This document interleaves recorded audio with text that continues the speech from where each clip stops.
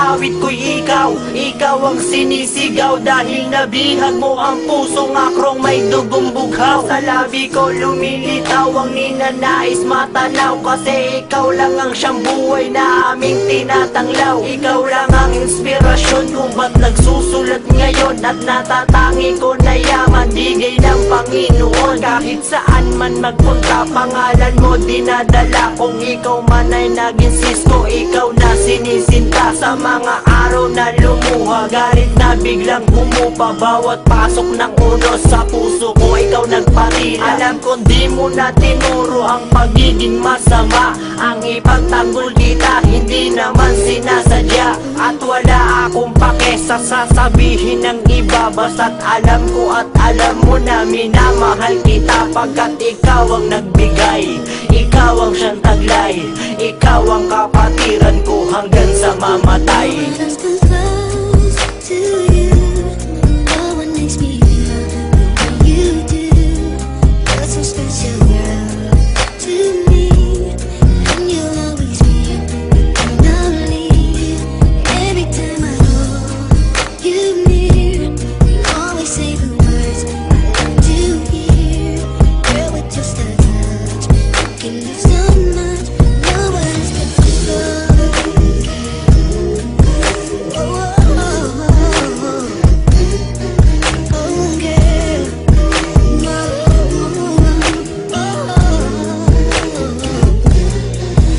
At sa buhay kong ito, isa ka sa pinakamahalaga. Dahil sa'yo naramdaman kakaibang saya. Kaya't kahit anong mangyari ay poprotektahan kita. Buhay ay itataya kung para lang sa'yo talaga. Dahil ikaw ang nagbabago sa dating kay gulo. Ikaw ang nagbigay ng tuwa sa aking mundo, na para bang isang gabay ngayon sa tinatahak ko. Na sa tuwing madadapa ay meron sa akin sasalo, at meron ding nakikinig sa bawat kwento ko. Kapatirang handang dumamay pag nalulungkot ako. Alam mo ba, iba sa kanila, bilib ako sa'yo talaga. Pakinggan mo aking kanta, malaman mo ang iyong halaga.